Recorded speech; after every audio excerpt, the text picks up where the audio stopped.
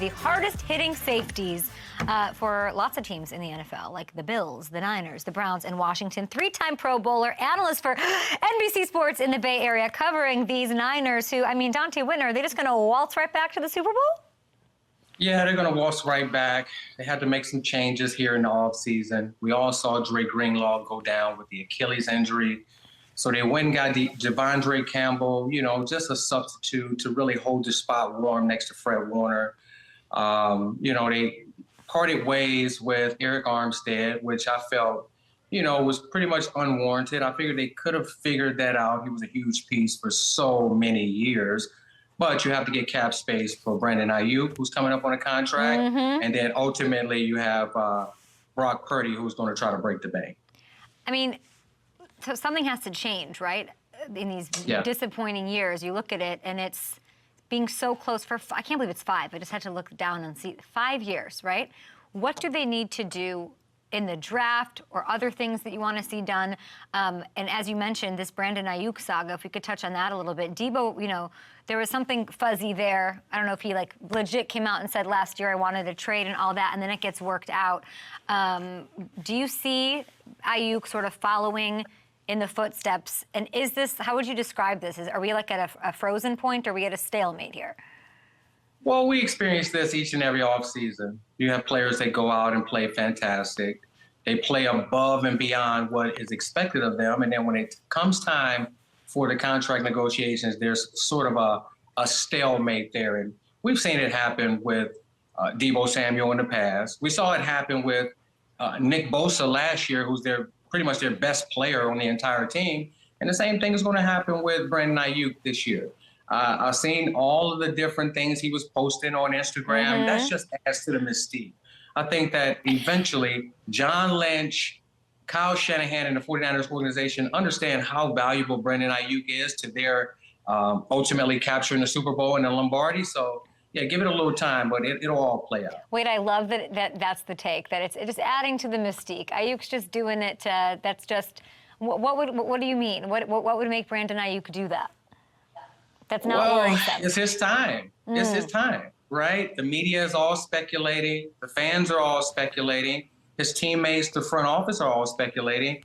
Everybody waits till they get to this moment when they are coming up on free agency to be able to, you know, control the narrative here. Got it. And that's what Brandon Aiyuk is doing. For so long, he was in Kyle Shanahan's doghouse. He was actually benched early in his career. And he incrementally got better and better. And this year, we can all sit here and argue that he was arguably one of the top 5 wide receivers in all of football. So Brandon Aiyuk is demanding the attention right now. And he's eventually going to get exactly what he deserves. And that's a major bag. I can't wait for him to get that back. He's so important to everything that they do, like you're saying. The words you used to describe the loss for the Niners was disappointment, which is fair. And our friend of the show, DEEBO, felt the same. Let's take a listen to this. I mean, 2 and 5 years, like it's pretty rough. You know, being right there, the 2 that we've been in is just falling short. Like it's just so heartbreaking, man. But people just say, you know, it's always the next year. But I heard that in 2019, and it took 4 more years to get where we at. You know what this feels like. What does that sort of vulnerability, that raw frustration tell you about this team? Well, everybody has a window.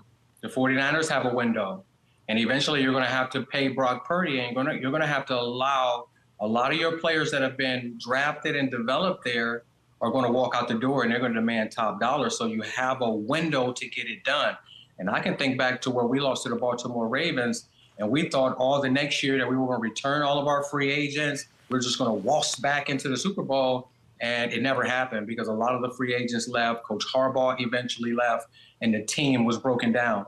So the 49ers, they still have a window. They have a lot of players that are starting to get older in years in the league, and specifically Trent Williams. And it almost is like that hourglass is the time is running out. So they still have a window right now with the talent that they have, replacing the defensive coordinator, but eventually that window is going to run out. What's the hardest part? You know what it's like. You lost, I think, 2 NFC championship games, and between them you lost 3. a Super Bowl. 3. In between, and you lost a Super Bowl as well. What is the toughest part about the what ifs, about the mental fortitude, about getting off the mat? What's the toughest part about that? Well, the toughest part is when you're a player and you're accustomed to just doing the simple things at a high level. And then you go back and you watch those games, you're like, what was I thinking here when I executed this play flawlessly each and every play throughout the year? And one player that I'm specifically talking about that could have changed this entire conversation and the 49ers season was Spencer Burford, right? Young players, he has talent, he played well all year long, but in the biggest moment in the game, did you execute? No. And Chris Jones walks right through the offensive line. You have a guy in the flat open that's probably going to walk in for a touchdown and you don't execute. So it's those small plays, those things that seem so simple that come back to haunt you. So hopefully they can get back to, the Super Bowl. It's going to be a very difficult thing because the 49ers have been hunted for the last few years and they've had a lot of good luck when it comes to the injury bug. If they can stay healthy, they can get back to the Super Bowl. If I baked a pie today and I said, in terms of this team getting back to a Super Bowl, and health is a chunk of it, and personnel is a chunk of it, and all of that, how big is the slice, maybe percentage-wise, mental, after everything that's happened? I would say 85% of it is mental for the 49ers. Whoa! Now. And the Kansas City Chiefs have their number. I remember 2 years ago when Kansas City came to San Francisco and beat them by, 35-plus points. And then 2 Super Bowls on the grandest stage until something happens with the quarterback position there in Kansas City and it's not Patrick Mahomes. I don't know. It's all mental when it comes to those Kansas City Chiefs. I don't care how many points you're up on them. I don't care how well you start the game. You have to play well at every position and play flawlessly to beat those guys. What advice would you give them then? 85 is an overwhelming, I didn't think you were going to say 85. Is it like, is there sports psychology that comes into this? Is there, how do you recondition yourself to know you can get, I don't know, that seems overwhelming to me.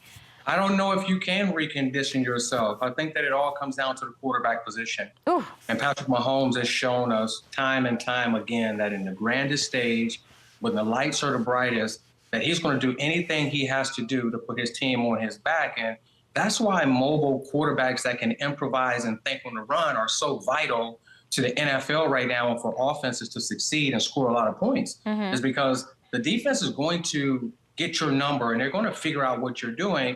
And can you go into that bag of tricks, improvise, make all the appropriate throws, make some risky throws, make some unbelievable throws to put your team on your back. So right now he's the Michael Jordan of football because he can do all of those different things and you're never out of the game when you have Patrick Mahomes.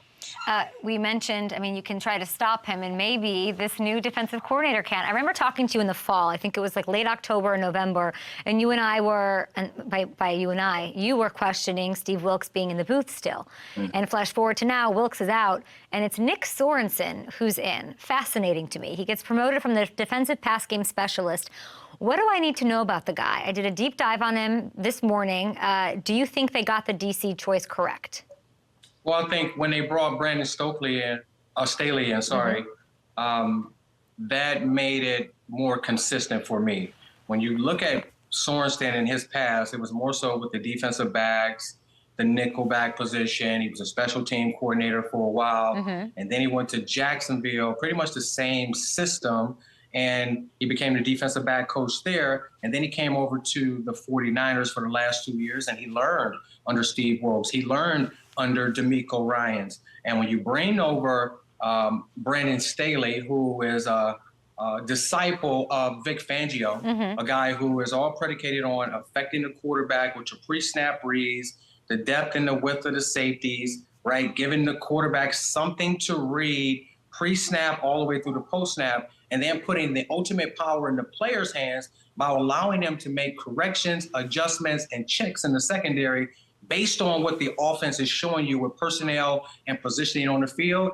I think that it's more so going to be a combination of different philosophies for the 49ers defense this year, which is probably what they need to get over the hump with Kansas City. And when we think about the Super Bowl mm-hmm. as well, I think that the 49ers played against the refs as well, guys. I think that when we look at that film and you see bear hugs on those defensive ends, right? Wow. And you really see it in blatant moments in the game.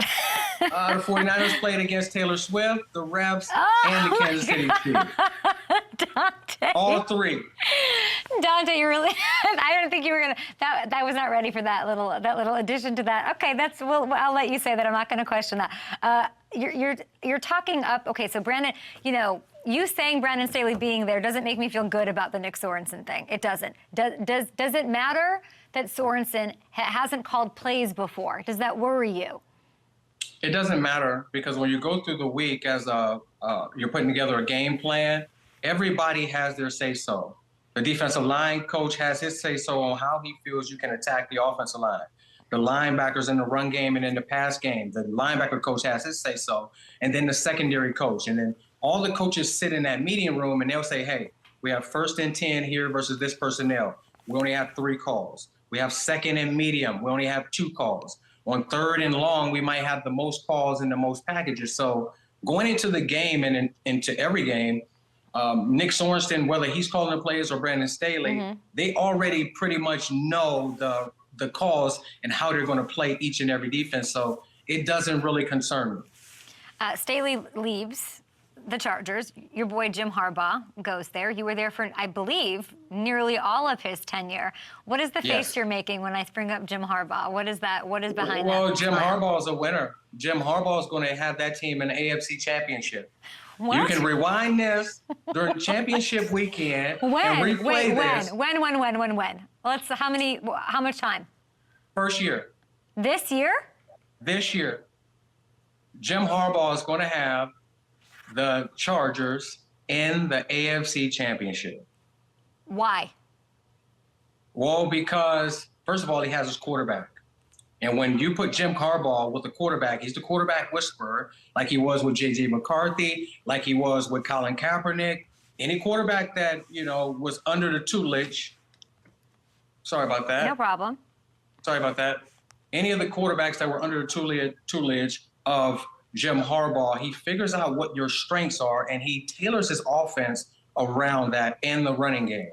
And then his defense, they have, Bosa on one side, and then the guy Khalil Mack on the other side, along with the secondary and how fundamental and physical he demands his teams to be. I believe that Jim Harbaugh and the LA Chargers are going to be in the AFC Championship game this year. And who is he throwing the ball to? You just think that he's going to draft really well? I mean, I'm still like, the whole Greg Roman thing, I don't even quite understand. You get rid of Eckler, you get rid of Keenan, you get rid of Mike Williams. Like, I can't, I'm a little stunned that that's what you're saying. Stunned. Well, there's going to be some young players that he's going to demand a lot of, and he's going to draft some guys. They're not really done shuffling around that roster over there either. I remember when we all came together, 2012, we didn't have any expectations, and we ended up in the NFC Championship. Nobody expected our quarterback position to do anything, and they really led the team. And then our defense, we stepped up. When you win football games as a head coach like Bill Belichick or Harbaugh brothers, there's not a reinvention to the game of football. It's old school football, old school discipline, technique, and the knowledge of the game. And that's what Coach Harbaugh has over every other coach on any level of football, is just that intricate knowledge and the way that he motivates his team. So look out for those Chargers. I'm stunned. They were a 5-12 team. Obviously, Jim Harbaugh came in there. He turned that Niners team around that you were a part of very, very quickly. I wouldn't put it past him, but I got to see the draft. And it's wild to me that you're concerned about this loaded Niners squad being able to take out Patrick Mahomes, but somehow think that Harbaugh and Herbert, who I guess could, he's 2-5, Herbert, against the Chiefs. I wonder in his career. So he has one against him a little bit. The Chiefs don't know what to expect from Coach Harbaugh and his offensive philosophy and his defensive philosophy. And I remember thinking back to the 49ers teams, nobody expected much from Crabtree after his first couple of years before Harbaugh got there. Then we added Ted Ginn Jr., who was a journeyman, speedster, we had a bunch of receivers and pretty much no-name tight ends other than Vernon Davis. And when we acquired Randy Moss, that nobody ever heard of. It was the philosophy, it's the run game, and then it's the system with the RPOs and the toughness that the players exude each and every week. So, yeah, look out for Coach Harbaugh this year. I certainly will. I want to ask you quickly, you started your career, you spent 5 seasons with the Buffalo Bills. I'm watching this, you know, The Purge, The Saw, whatever horror movie, as it was happening, shedding some of their talents. 5 of the 8 2023 captains, which was, you know, absolutely insane. A lot of attention is focused on the offensive guys leaving, the Stephon Diggs trade, all of that. But Jordan Poyer, Tre'Davious White, Micah Hyde, they're gone. From Donte Whitner himself, who will they miss most? They're going to miss Diggs most. And, you know, they might not miss him and his antics inside the locker room and how he was affecting the offense in a negative way. But when it comes down to that one-on-one wide receiver that can go up, make every play, you know, he's a threat to go for 200 yards each and every weekend. I think they're going to miss him a lot. They have some young safeties over there that they brought in. That defense is, you know, it's always geared up to bring a lot of pressure. So I'm not really worried about the safety position.